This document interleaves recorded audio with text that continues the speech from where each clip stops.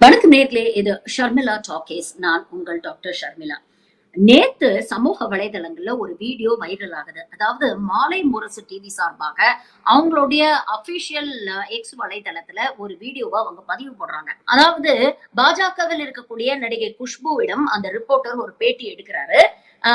Madam வணக்கம், நான் தான் மாலை முரசு டிவி ரிப்போர்ட்டர் பேசுறேன். சரி சொல்லுங்க அப்படின்ட்டு கேக்குறாங்க. உடனே அவர் கேக்குறாரு, என்ன மேடம் சமீப காலமாக அரசியல்ல நீங்க ஆக்டிவாவே இல்லையே? பாஜக எவ்வளவு விஷயங்கள்ல முன்னெடுத்து செய்யறாங்களே, அரசியல் போராட்டங்கள்லாம் பண்றாங்க. இப்போ கூட அண்ணா யூனிவர்சிட்டி விஷயத்துக்கு வந்து அண்ணாமலை கரடியா கத்திட்டு இருக்காரு. ஆனா நீங்க பொதுவாக பாஜக நடத்தக்கூடிய எந்த அரசியல் நிகழ்வுகளையும் பங்கேற்கவில்லையே, இதுக்கு என்ன காரணம் அப்படின்னு கேக்குறாங்க. உடனே ரொம்ப கேஷுவலா குஷ்பு வந்து பதில் சொல்றாங்க, என்ன கூப்பிடல, அததான் நான் வரல. ஏன் கூப்பிடல அப்படிங்கறத நீங்க அண்ணாமலை கிட்ட தான் கேட்கணும் அப்படின்னு சொல்லி அதுல இருந்து நழுவ பாக்குறாங்க. மறுபடியும் அந்த ரிப்போர்ட்டர் வந்து திரும்ப கேக்குறாரு, அதுக்கு இல்ல மேடம், நீங்க ரொம்ப ஆக்டிவா இருப்பீங்களே, சமூகத்துல நிறைய விஷயங்களுக்கு குரல் கொடுப்பீங்களே, நீங்க ஏன் வந்து ரொம்ப குவைட் ஆயிட்டீங்க அப்படின்னு கேட்டதுக்கு மீண்டும் அதே பதில சொல்றாங்க. ஆனா மாலை முரசு டிவி ஒரு கேவலமான வேலையை செய்யறாங்க. என்ன பண்றாங்க அப்படின்னு பாத்தீங்கன்னா, எக்ஸ் வலைதளத்துல இந்த பதிவை போடும் பொழுது இதுல வந்து பின் குறிப்பு அப்படின்னு போட்டு குஷ்பு அவர்களின் அனுமதியோடு தான் இந்த காணொலியை நாங்க பதிவு செஞ்சோம் அப்படின்னு போடுறாங்க. உடனே குஷ்பு அதுக்கு டேக் பண்ணி மறுப்பு தெரிவிக்கிறாங்க. என்கிட்ட எந்த வகையிலுமே என்னுடைய வாய்ஸை ரெக்கார்ட் பண்றோம் அப்படின்னு இவங்க சொல்லவே இல்லை. ஜேர்னலிஸ்டிக் எத்திக்ஸ் மீறிட்டாங்க அப்படின்னு சொல்றாங்க. அவங்க சொல்றது ஒரு விதத்துல நியாயம்தான். அந்த என்டையர் போன் கான்வர்சேஷன்ல அந்த ரிப்போர்ட்டர் எந்த ஒரு தருணத்திலையும் இந்த போன் கான்வர்சேஷனை நாங்க ரெக்கார்ட் பண்றோம், உங்க வாய்ஸை நாங்க ரெக்கார்ட் பண்றோம், அதற்கு உங்கள் அனுமதி கிடைக்குமா அப்படின்னு குஷ்பு கிட்ட ஒரு வார்த்தை கூட கேட்கல.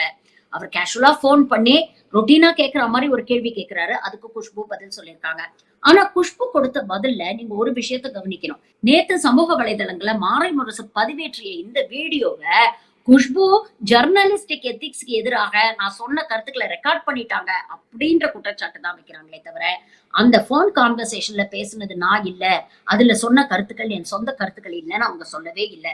ரொம்ப தெளிவா, இன்ஃபேக்ட் ஒரு படி மேல போய், நான் ரொம்ப பிராங்கா பேசுறவ, மனசுல பட்டது அது யாரா இருந்தாலும் நான் வெளிப்படையா சொல்லிடுவேன், அப்படிதான் வந்து என் கருத்துக்களை சொன்னேன் அப்படின்னு சொல்லி அந்த கருத்துக்களை ஃபர்தரா அவங்க ஆமோதிக்கிற வகையில தான் பதிவு போட்டிருந்தாங்க. அப்போ சமீப காலமாக குஷ்பு பாஜகவில் ஓரம் கட்டப்படுகிறார், பாஜக தரப்புல கட்சி நிகழ்ச்சிகள் எதுக்குமே குஷ்புவை வந்து அழைக்கிறது இல்ல அப்படிங்கிறது ரொம்ப தெளிவாயிடுச்சு. இதுல இன்னும் ஒரு படி மேல போய் ஏன் கூப்பிடல அப்படிங்கறத நீங்க அண்ணாமலை கிட்ட தான் கேட்கணும் அப்படின்னு சொல்றாங்க. சரி, ரிப்போர்ட்டர்ஸ் அண்ணாமலை கிட்ட போய் இதை பத்தி கேட்டா அண்ணாமலை என்ன பதில் சொல்றாரு, அதுக்கு எனக்கு சம்பந்தம் இல்லைங்க, ஒவ்வொரு கட்சி நிகழ்ச்சிக்கும் எல்லாரும் வாங்கன்னு மாநில தலைவரை அழைச்சிட்டு இருக்க முடியும், அவங்களா நினைச்சா வந்து பங்கேற்றுக்கணும், அப்படி இல்லைன்னா இதெல்லாம் யாரு கோஆர்டினேட் பண்றாங்களோ அந்த அமைப்பு செயலாளர் தான் நீங்க கேட்கணும் அப்படின்னு சொல்லி அவர் வந்து இந்த கொஸ்டின்ல இருந்து நழுவ பாக்குறாரு. சோ ஓவரால் நீங்க பாத்தீங்கன்னா குஷ்பு பாஜகவில் ஓரம் கட்டப்படுகிறார் அப்படிங்கிற ஒரு விஷயம் நமக்கு ரொம்ப தெளிவாகுது. சரி, இது இப்பதான் புதுசா நடக்குதா அப்படின்னு பாத்தீங்கன்னா இல்ல. நீங்க சீக்வன்ஸ் ஆஃப் இவெண்ட்ஸ் எடுத்து பாத்தீங்கன்னா அண்ணாமலை வந்ததுக்கு அப்புறமே பாஜகவில் இருக்கக்கூடிய பிரபலமான முகங்கள், மக்களுக்கு பரிச்சயமான முகங்களை மெதுவா ஓரம் கட்டுக்கூடிய முயற்சியில அவர் தீவிரமா இறங்குறாரு.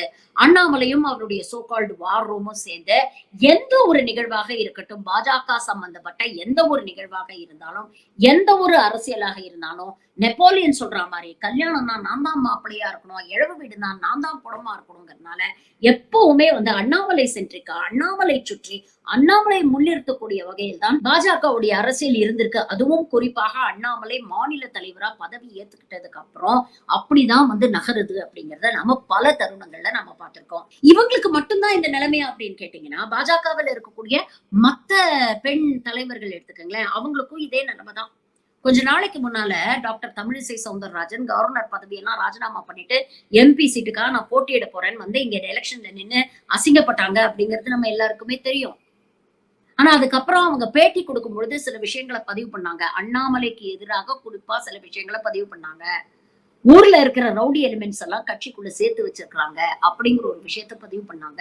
இது எந்த அளவுக்கு எதிரொலிச்சது அப்படின்னு பாத்தீங்கன்னா, ஒரு விழா மேடையில அவ்வளவு பேருக்கு முன்னால அமித்ஷா கூப்பிட்டு தமிழிசைய கண்டிக்கிறாரு. இந்த வீடியோ வைரல் ஆனதுக்கு அப்புறம் நிறைய பேர் டாக்டர் தமிழிசை சவுந்தரராஜனுக்கு ஆதரவா பேசுறாங்க. அந்த அம்மா உண்மையை தானே பேசுச்சு, அந்த அம்மாவை இந்த அளவுக்கு கண்டிக்க வேண்டிய தேவை என்ன? அதுவும் அவ்வளவு பெரிய ஒரு மூத்த தலைவரை அவ்வளவு பெரிய மேடையில எல்லாரும் பாக்குற வகையில இது மாதிரி கண்டிக்கிறது அப்படிங்கிறது எவ்வளவு அநாகரிகமான செயல். பாஜகவில் இருக்கக்கூடிய பெண் தலைவர்களை அங்க இருக்கக்கூடிய ஆண்கள் இப்படிதான் ட்ரீட் பண்றீங்களா அப்படிங்கிற விமர்சனங்கள் வந்ததுக்கு அப்புறம் அண்ணாமலை டேமேஜ் கண்ட்ரோல் மோடுக்கு போனாரு. ஒரு பூக்கூத்தை எடுத்துக்கிட்டு அந்த அம்மாவை போய் பார்த்து 2 பேரும் இணை பிரியாத அப்படியே பாசமலர் மாதிரி, எப்படி நம்ம டெய்சி சரண் திருச்சி சூர்யா மாதிரி ஒரு டிராமா போட்டாங்க. அதையும் நம்ம பார்த்துட்டு தான் இருந்தோம். போராட்ட களத்துல தமிழிசை சவுந்தரராஜன் போராடுறாங்க. ஆனா அந்த இடத்துக்கு அண்ணாமலை வர மாட்டேங்கிறாரு. சரி, தமிழிசையோடைய ஸ்டோரி எப்படி இருக்குன்னா, இந்த பக்கம் வானதி ஸ்ரீனிவாசன் எடுத்துக்கங்க. சாட்டையடி போராட்டம் அறிவிக்கிறாரு அண்ணாமலை. எங்க நடக்குது? கோயம்புத்தூர்ல நடக்குது. அவர் வீட்டு வாசல்ல நின்று அவர் சாட்டையால அடிச்சுக்கிறாரு. கோயம்புத்தூர்ல பாஜக சார்பில் எம்எல்ஏ யார் இருக்கா? வானதி ஸ்ரீனிவாசன். ஆனா அந்த அம்மா அந்த போராட்டத்துல கலந்துக்கல. இப்படி பாஜகவில் இருக்கக்கூடிய மூத்த தலைவர்கள், மக்களுக்கு பரிச்சயமான தலைவர்களை மெல்ல மெல்ல அண்ணாமலை ஓடம் கட்டிட்டு இருக்கிறாரு அப்படிங்கிறது இந்த சீக்வன்ஸ் ஆஃப் ஈவெண்ட்ஸ் எல்லாம் நமக்கு தெளிவா தெரியுது. இன்னொரு பக்கம் குஷ்புக்கு அவுட் கொடுத்து கஸ்தூரிக்கு என்ட்ரி கொடுக்கிறாரோ அப்படிங்கிற ஒரு கேள்வியும் நமக்கு வருது. ஏன்னா சமீப காலங்களா பாத்தீங்கன்னா கட்சியில இருக்கக்கூடிய பெண்களை விட, கட்சியில இருக்கக்கூடிய பெண் தலைவர்கள் விட அண்ணாமலைக்காக ஓவரா போங்கிறது நம்ம கஸ்தூரி அக்கா தான். சாட்டையால அண்ணாமலை அடிச்சுக்கிட்ட போது பாஜகவில் இருக்கக்கூடிய பெண் தலைவர்கள் யாருமே அதுக்கு ரியாக்ட் பண்ணல. தமிழிசை ட்வீட் பண்ணல, வானதி ட்வீட் பண்ணல, குஷ்பு ட்வீட் பண்ணல, யாருமே ட்வீட் பண்ணல. ஆனா கஸ்தூரி பொங்குச்சு பாருங்க. ஐயோ, என்னால் இதை ஜீரணிக்க முடியவில்லை. சமூக விரோதிகளை அடிச்சு தூக்க வேண்டிய தலைவன் தன்னைத்தானே சாட்டையால் அடித்துக் கொள்வதை என்னால் பார்க்க முடியவில்லை அப்படின்னு போனாங்க. இப்படியே தொடர்ந்து இப்போ அண்ணாமலைக்கு லேட்டஸ்டா ஜால்ரா போடக்கூடிய கூட்டத்துல முன்னணியாக மகளிர் அணி தலைவியாக நின்னு செயல்படுறது கஸ்தூரி சங்கர். உங்க கட்சிக்குள்ள இருக்கிற பெண்களுக்கே பாதுகாப்பு இல்லை. உங்க கட்சியில இருக்கக்கூடிய பெண்களுடைய ஆற்றலையே நீங்க மதிக்கிறது இல்லை. உங்க கட்சியில இருக்கக்கூடிய பெண்களுக்கே நீங்க வாய்ப்பு கொடுக்கறது இல்லை. அப்படி இருக்கும் பொழுது தமிழகத்தில் இருக்கக்கூடிய பெண்களுக்கு நான் பாதுகாப்பு கொடுக்க போறேன், நான் ஆதரவா நிக்கிறேன் அப்படின்னு சொல்லிட்டு நீங்க சாட்டையால அடிச்சுக்கிறது எவ்வளவு வேடிக்கையா இருக்கு தெரியுமா? முதல்ல உங்க கட்சியில இருக்கக்கூடிய பெண்களை மதிக்க கத்துக்கங்க சார். உங்க கட்சியில இருக்கக்கூடிய பெண்கள் இந்த கட்சிக்காக எவ்வளவு செஞ்சிருக்கிறாங்க அப்படிங்கறத யோசிச்சு பாருங்க. இது போன்ற பெண்கள் சம்பந்தப்பட்ட விஷயங்களை கட்சியில இருக்கக்கூடிய பெண் தலைவர்களை முன்னிறுத்தி போராட வைங்க. அப்பதான் மக்களோட நீங்க போராட்டம் பண்றதுக்கான நியாயமான காரணங்களுக்கு ஒரு கனெக்ட் கிடைக்கும். எல்லாரையும் பெண்ணுக்கு தள்ளிட்டு நான் மட்டும் முன்னால நின்னுக்குவேன், முட்டாள் மாதிரி பல விஷயங்களை பேசுவேன், இங்க நான் ஒரு கேலி கூத்தா மாறுவேன், அப்படியே சீரியஸான சென்சிட்டிவான இஷ்யூவை சென்சேஷனலைஸ் பண்ணி மடம் மாற்றி நான் எசன்ஸைய குலைச்சிருவேன் அப்படின்னு சொல்றது எவ்வளவு முட்டாள்தனம் அப்படிங்கறத அண்ணாமலை புரிஞ்சுக்கணும். இரண்டாவது, குஷ்பு போன்ற நபர்கள் ஏதாவது ஒரு கட்சிக்கு ஏதாவது ஒரு கொள்கைக்கு உண்மையா இருக்குமா? நீங்க யோசிச்சு பாருங்க. காங்கிரஸ்லயே இருந்திருந்தீங்கன்னா இந்நேரத்துக்கு குஷ்பு எம்பி கூட ஆயிருக்கலாம். சொல்ல முடியாது. 21 தேர்தல்ல அவங்களுக்கு எம்எல்ஏ சீட் கொடுத்திருக்கலாம், இல்ல 24 தேர்தல்ல நிக்க வச்சு எம்பியா கூட ஆயிருந்திருக்கலாம். அன்னைக்கே காங்கிரஸ்ல இருந்த குஷ்புவை எல்லாருமே ரசிச்சோம். எல்லாருக்குமே ஒரு ரோல் மாடலா, ஒரு இன்ஸ்பிரேஷனா இருந்தாங்க. இங்க இருக்கக்கூடிய பாசிஸ்ட் மோடி அரசை எதிர்த்து பல கேள்விகளை கேட்ட ஒரு தைரியமாக பெண்ணாக, அதுவும் குறிப்பாக ஒரு சிறுபான்மை சமூகத்தை சேர்ந்த ஒரு தைரியமாக பெண்மணி அப்படின்னு எவ்வளவு பேர் பாராட்டினாங்க.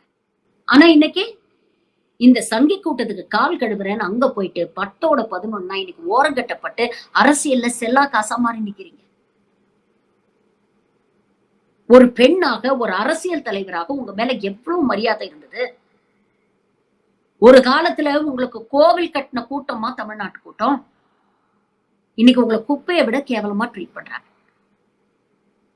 இதெல்லாம் தேவையா? இதுக்குதான் சொன்னேன், ஏதாவது ஒரு கொள்கைக்கு, ஏதாவது ஒரு கட்சிக்கு அட்லீஸ்ட் இங்க இருக்கக்கூடிய தமிழ்நாடு மக்கள், உங்களை வாழ வைத்த தமிழ்நாடு மக்களுக்கும் உண்மையாக இருங்கள். ஆனா நீங்க என்ன பண்றீங்க?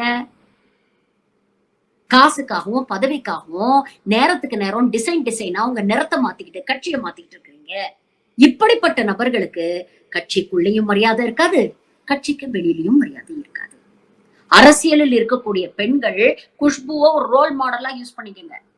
எப்படிப்பட்ட தலைவரா இருக்கணுங்கிறதுக்கு இல்ல, எப்படிப்பட்ட தலைவரா இருக்க கூடாதுங்கிறதுக்காக.